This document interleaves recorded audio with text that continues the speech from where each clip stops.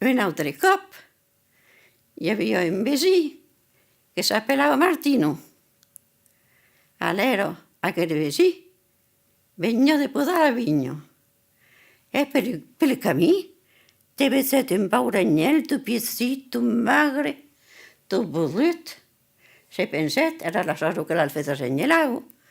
Lo pastre l'ha deixat darrere, que l'anyel s'ha patratzat, que l'ha fet havia anyelat.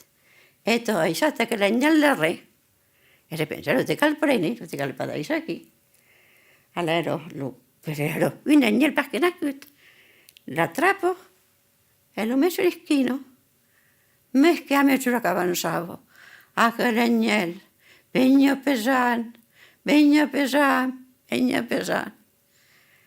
E apoi, ero per camí del Marzà capelant, que em passero sul cementeri de Cau Comier.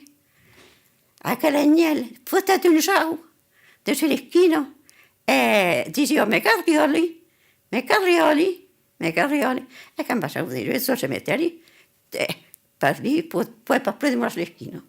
Se fotat un sau e se'n anava, non pas plus. Era lo drac que cottava.